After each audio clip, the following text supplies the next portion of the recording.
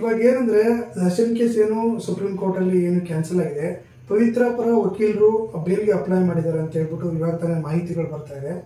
Bale ಸಿಗ್ಬೋದಾ, ಯಾವ ಅಡಿಯಲ್ಲಿ ಬೇಲ್ನ ಅಪ್ಲೈ ಮಾಡಿದ್ದಾರೆ? ಇಲ್ಲ, ಬೇಲ್ ಸಿಗ್ಬೋದಾ ಅನ್ನೋದು ಅಲ್ಲಿ ನಾವು ಕಾದು ನೋಡಬೇಕು. Point number 1.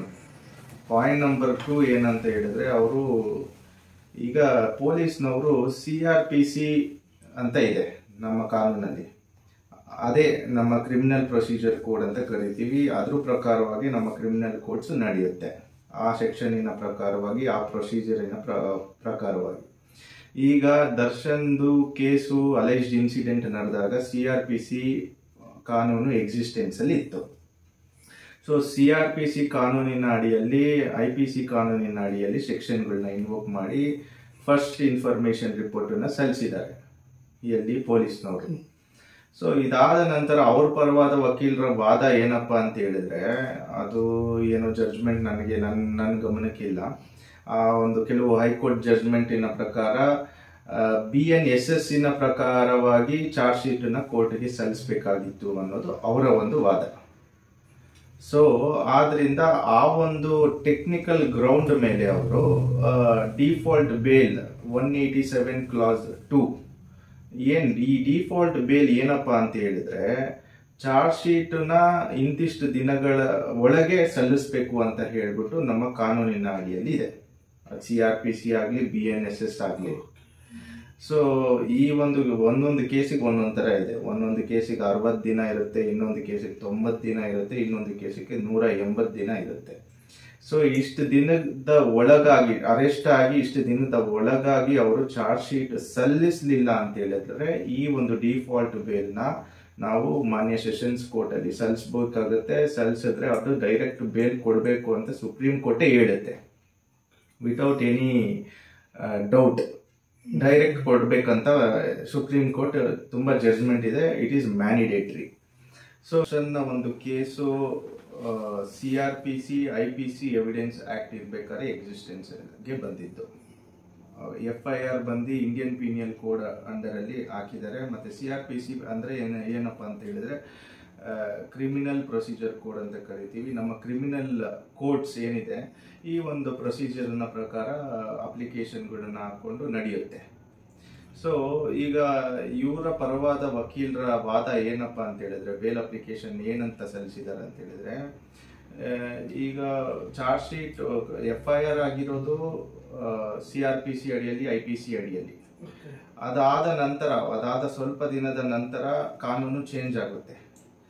CRPC IPC evidence act correspondence ಆಗಿ CRPC ಕರೆಸ್ಪಾಂಡೆನ್ಸ್ ಆಗಿ ಭಾರತೀಯ ನಾಗರಿಕ ಸುರಕ್ಷಾ ಸಮಿತಿ ಆಗುತ್ತೆ.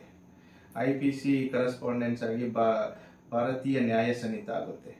ಎವಿಡೆನ್ಸ್ ಆಕ್ಟಿನ ಕರೆಸ್ಪಾಂಡೆನ್ಸ್ ಆಗಿ ಭಾರತೀಯ ಸಾಕ್ಷಿ ಅಧಿನಿಯಮ ಆಗುತ್ತೆ. ಸೊ ಇವರ ಪರವಾದ ವಕೀಲರ ವಾದ ಏನಪ್ಪಾ ಅಂತ ಹೇಳಿದ್ರೆ, ಇವರು ಕಾನೂನಿನ ಅಡಿಯಲ್ಲಿ ಸಲ್ಲಿಸಬೇಕು ಅಂತ ಹೇಳ್ಬಿಟ್ಟು ಇವರ ಪರವಾದ ವಕೀಲರ ವಾದ. ಸೊ ಅದರ ರಿಗಾರ್ಡಿಂಗ್ ಅವರು ಒಂದು ಬೇಲ್ ಅಪ್ಲಿಕೇಶನ್ ಅನ್ನ ಸಲ್ಲಿಸಿದ್ದಾರೆ. ಆ ಬೇಲ್ ಅಪ್ಲಿಕೇಶನ್ 187 ಕ್ಲಾಸ್ 2 ಅಂಡರ್ ಅಲ್ಲಿ ಸಲ್ಲಿಸಿದ್ದಾರೆ.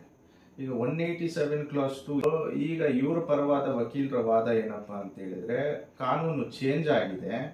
ಫಸ್ಟ್ FIR ಆಗಿರೋದು CRPC IPC ಇರಬೇಕಾದ್ರೆ, ಬಟ್ ಇವಾಗ ಕಾನೂನು ಚೇಂಜ್ ಆಗಿದೆ. ಅದಕ್ಕೆ ಹೈಕೋರ್ಟಿನ ಜಡ್ಜ್ಮೆಂಟ್ ಕೂಡ ಇದೆ, ಸುಪ್ರೀಂ ಕೋರ್ಟಿನ ಜಡ್ಜ್ಮೆಂಟ್ ಕೂಡ ಇದೆ. ಅದನ್ನ ಇವಾಗ BNSS ಅಡಿಯಲ್ಲಿ ಇವರು ಸೆಕ್ಷನ್ ಹಾಕಿ ಚಾರ್ಜ್ ಶೀಟ್ ಅನ್ನ ಸಲ್ಲಿಸಬೇಕಾಗಿತ್ತು ಕೋರ್ಟ್ಗೆ. ಅದನ್ನ ಅವರು ಮಾಡಿಲ್ಲ. ಸೊ ಆದ್ರಿಂದ ಇವರು ಚಾರ್ಜ್ ಶೀಟ್ ಹಾಕಿಲ್ಲ ಅಂತ ಹೇಳ್ಬಿಟ್ಟು ಅವರು 182 ಕ್ಲಾಸ್ 2 ಅಂಡರ್ ಅಲ್ಲಿ ಡಿಫಾಲ್ಟ್ ಬೇಲ್ ಅನ್ನ ಕೋರ್ಟ್ಗೆ ಸಲ್ಲಿಸಿದ್ದಾರೆ. ಅಂದ್ರೆ ನಮ್ಗೆ ಚಾರ್ಜ್ ಶೀಟೇ ಬಂದು ತಲುಪಿಲ್ಲ, ಅಂದ್ರೆ ಚಾರ್ಜ್ ಶೀಟೇ ಹಾಕಿಲ್ಲ ಇದುವರೆಗೂ ಕೂಡ ಅಂತ ಹೇಳ್ಬಿಟ್ಟು ವಾದ. ಇಲ್ಲ, ಚಾರ್ಜ್ ಶೀಟ್ ಹಾಕದೇ ಇದ್ರೆ ಆ ಸೆಕ್ಷನ್ ಅಡಿಯಲ್ಲಿ ನಾವು ಯೂಶಲಿ ಬೇಲ್ ನ ಮೂವ್ ಮಾಡ್ತೀವಿ. ಬಟ್ ಅವರು ಏನಂತ ಹೇಳಿದ್ರೆ, ಆ ಒಂದು ಚಾರ್ಜ್ ಶೀಟ್ ಏನ್ ಹಾಕಿದ್ದಾರೆ ಅದು ವ್ಯಾಲಿಡ್ ಅಲ್ಲ ಅಂತ ಹೇಳ್ಬಿಟ್ಟು ಅವರ ಪ್ರಕಾರ ಅವರ ವಾದ. BNSS ಬರಬೇಕಾಗಿತ್ತು, ಮತ್ತೆ CRPC ಬಂದಿದೆ ಅಂತ. ಹೌದು. ಈ ತರದಲ್ಲೂ ಕೂಡ ಬೇಲ್ ಆಗುತ್ತಾ ಸರ್? ಇಲ್ಲ, ಇದು ಟೆಕ್ನಿಕಲ್ ಗ್ರೌಂಡ್, ಅದು ಕಾದ್ ನೋಡ್ಬೇಕಾಗಿದೆ ಏನಾಗುತ್ತೆ ಅಂತ ಹೇಳ್ಬಿಟ್ಟು. ಯಾಕಂತ ಹೇಳಿದ್ರೆ ಇದು ವೆರಿ ಸೀರಿಯಸ್ ಅಫೆನ್ಸ್ ಆಗಿರೋದ್ರಿಂದ, ಮತ್ತೆ ಹೈಕೋರ್ಟ್ ಬೇಲ್ ಗ್ರಾಂಟ್ ಮಾಡಿ ಸುಪ್ರೀಂ ಕೋರ್ಟ್ ಅಲ್ಲಿ ತಿರ್ಗಾ ರಿಜೆಕ್ಟ್ ಆಗಿರೋದ್ರಿಂದ ಇಲ್ಲಿ ಆಗುವಂತ ಚಾನ್ಸಸ್ ಬಗ್ಗೆ ನೀವು ಕೇಳಿದ್ರೆ ಅದು ನೆಗೆಟಿವೇ ನಾವು ಹೇಳ್ಬೋದು. ಬಟ್ ಟ್ರೈ ಮಾಡೋದು ಮಾಡಿದ್ದಾರೆ, ಅದೊಂದು ಪ್ರಯತ್ನ, ಹೊಸ ಪ್ರಯತ್ನ ಹಿಂಗಿದೆ ಸರ್. ಓಕೆ, ಅಕಸ್ಮಾತ್ ಈಗ ಏನಾದ್ರು ಸರ್, ಈಗ ಒಂದು ಸೆಕ್ಷನ್ ಇಂದ ಅಥವಾ ಒಂದು CRPC ಇಂದ BNSS ಆಗಿರ್ಬೋದು, ಇಲ್ಲಾಂದ್ರೆ IPC ಇಂದನೂ BNS ಆಗಿರ್ಬೋದು, ಈ ತರ ಚೇಂಜಸ್ಗಳು ಆಗ್ತಾ ಇರ್ತಾವ ಸರ್, ಅವಾಗ ಅಪ್ಡೇಟ್ಗಳು ಆಗ್ತಾ ಇರ್ತಾವೆ? ಇಲ್ಲ, ಇದು CRPC 1973 ಕಾನೂನು. ಇದು ನಮ್ಮ ಇಂಗ್ಲಿಷ್ ಅವರು ಕೊಟ್ಟಿರೋದು, ಬ್ರಿಟಿಷ್ ಅವರು ತಂದಿರುವಂತಹ ಕಾನೂನು ಅಂತ ಹೇಳ್ಬಿಟ್ಟು ಈಗ 2023 ಅಲ್ಲಿ ಎಲ್ಲಾನು ಚೇಂಜ್ ಆಗಿದೆ. ಅಂದ್ರೆ ಇದರಲ್ಲಿ ಏನು ಮೇಜರ್ ಚೇಂಜ್ ಏನು ಮಾಡಿಲ್ಲ. ಇದನ್ನ ಹೆಸರುಗಳು ಚೇಂಜ್ ಮಾಡಿದ್ದಾರೆ. CRPC ಬದಲಾಗಿ BNSS ಅಂತ ಮಾಡಿದ್ದಾರೆ, ಭಾರತೀಯ ನಾಗರಿಕ ಸುರಕ್ಷಾ ಸನಿಧ ಅಂತ. IPC ಪ್ರಕಾರ ಅದು ಕರೆಸ್ಪಾಂಡೆನ್ಸ್ ಆಗಿ ಭಾರತೀಯ ನ್ಯಾಯ ಸನಿಧ ಅಂತ ಮಾಡಿದ್ದಾರೆ. ಎವಿಡೆನ್ಸ್ ಆಕ್ಟ್ ಈಗ ಕರೆಸ್ಪಾಂಡಿಂಗ್ ಪ್ರಾವಿಷನ್ ಬಂದ್ಬಿಟ್ಟು BSA, ಭಾರತೀಯ ಸಾಕ್ಷಿ ಅಧಿನಿಯಮ ಅಂತ ಮಾಡಿದ್ದಾರೆ ಅಷ್ಟೇ. ಆ ಸೆಕ್ಷನ್ ಏನಿರುತ್ತೆ, ಇದ್ರ ಹಿಂದೆ ಏನಿತ್ತು ಅದೇ ಸೆಕ್ಷನ್ ಇದು ಬೇರೆ ಆಗಿರುತ್ತೆ. 302 ಇರೋದು 103 ಆಗಿದೆ. 302 ಪನಿಷ್ಮೆಂಟ್ ಫಾರ್ ಮರ್ಡರ್, ಅದು ಇವಾಗ 103 ಆಗಿದೆ. 420 318 ಆಗಿದೆ. ಸೊ ಈ ತರ ಸೆಕ್ಷನ್ಗಳು ಮಾತ್ರ ಚೇಂಜ್ ಮಾಡಿದ್ದಾರೆ. ಈ ಪ್ರಾವಿಷನ್ ಅವಾಗ ಏನು ಚೇಂಜ್ ಆಗಲ್ಲ. ಇದು ತುಂಬಾ ಹಳೆಯ ಕಾನೂನು, ನಮ್ಮ ಬ್ರಿಟಿಷ್ ಅವರು ತಂದಿರುವಂತಹ ಕಾನೂನು ಅಂತ ಹೇಳ್ಬಿಟ್ಟು ಈಗ 2023 ಅಲ್ಲಿ ಇದನ್ನ ಅಮೆಂಡ್ಮೆಂಟ್ ತಂದಿದ್ದಾರೆ. ಸರ್, ಏನಂದ್ರೆ ಇವಾಗ ದರ್ಶನ್ ಅವರ ಕೇಸ್ ಆಗಿದ್ದು CRPC ಆಗಿದ್ದು? ಹೌದು, ಅದು ಆಗಿರೋದು CRPC ಅಲ್ಲೇ ಆಗಿದೆ. CRPC IPC ಎವಿಡೆನ್ಸ್ ಆಕ್ಟ್ ಅಲ್ಲಿ ಮುಂದುವರಿಬೇಕು ನಮ್ಮ ಪ್ರಕಾರ, ಹಂಗೆ ಮುಂದುವರಿಯೋದು. ನಮ್ಮ ಒಂದು ಲೀಗಲ್ ನಾಲೆಜ್ ಪ್ರಕಾರ ಅದೇ ರೀತಿ ಮುಂದುವರಿಯುತ್ತೆ. ಬಟ್ ಈಗ ಇವ್ರು ಬೇಲ್ ಅಪ್ಲಿಕೇಶನ್ ಸಲ್ಲಿಸಿದ್ದಾರೆ. ಕಾದ್ ನೋಡ್ಬೇಕಾಗಿದೆ ಏನು ನ್ಯಾಯಾಲಯ ಜಡ್ಜ್ಮೆಂಟ್ ನ ಏನು ಆರ್ಡರ್ ನ ಹೊರ ಹಾಕುತ್ತೆ, ಕಾದ್ ನೋಡ್ಬೇಕಾಗಿದೆ. ಅಂದ್ರೆ ಅನ್ಕೊಂಡಿರೋ ಪ್ರಕಾರ ಏನಂದ್ರೆ, ಅಂದ್ರೆ ಈ ಜಡ್ಜ್ಮೆಂಟ್ ಬರೋವರೆಗೂ, ಈ ಕೇಸ್ ಖುಲಾಸ ಆಗೋವರೆಗೂ ಕೂಡ ಇದೇ ಮುಂದುವರಿಬೇಕು ಅಂತ, CRPC ಹೋಗ್ಬೇಕು ಅಂತ.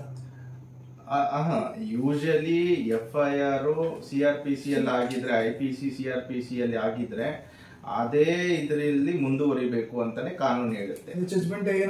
ನಮ್ದು ಈಗ ಸುಮಾರು ಕೇಸ್ಗಳಿದೆ, ಅದೆಲ್ಲಾನು ಅದೇ ಸೆಕ್ಷನ್ ಪ್ರಾವಿಷನ್ ಅಂಡರ್ ಅಲ್ಲಿ. ಈಗ ಟ್ರಯಲ್ ಇರುತ್ತೆ, ಟ್ರಯಲ್ ಅಲ್ಲಿ ನಾವು ಸೆಕ್ಷನ್ಗಳು ಹಾಕ್ಬೇಕಾಗಿರುತ್ತೆ. ಕೆಲವೊಂದು ಸೆಕ್ಷನ್ಗಳು ಅದು ಡೈಲಿ ಬೇಸಿಸ್ ಯೂಸ್ ಆಗುತ್ತೆ ಅದು ನಮ್ಗೆ ಆ ಸೆಕ್ಷನ್ಗಳು. ಈಗ ಆರೋಪಿ ಬಂದಿಲ್ಲ ಅಂತ ಹೇಳಿದ್ರೆ ಎಕ್ಸಂಪ್ಷನ್ ಅಪ್ಲಿಕೇಶನ್, ಅದು 346 ಈಗ ಹೊಸ ಕಾನೂನು ಅಡಿಯಲ್ಲಿ BNSS ಅಡಿ.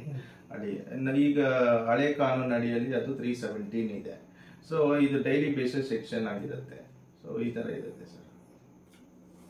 ಓಕೆ ಸ್ನೇಹಿತರೆ, ನೋಡಿದ್ರಲ್ಲ, ಅಂದ್ರೆ ಯಾವ್ಯಾವೆಲ್ಲ ಕಾನೂನುಬದ್ಧವಾಗಿ ತಿಳ್ಕೊಳ್ಬೇಕಂತ ಮಾಹಿತಿಗಳನ್ನ ತಿಳಿಸ್ಕೊಡ್ತಾ ಇದ್ದಾರೆ ನಮ್ಮ ಜೊತೆಗೆ ಕಾರ್ತಿಕ್ ಅವರು. ಸರ್, ನಮಗೆ ಧನ್ಯವಾದ, ಥ್ಯಾಂಕ್ ಯು ತಿಳಿಸ್ಕೊಟ್ಟಿದ್ದಕ್ಕೆ.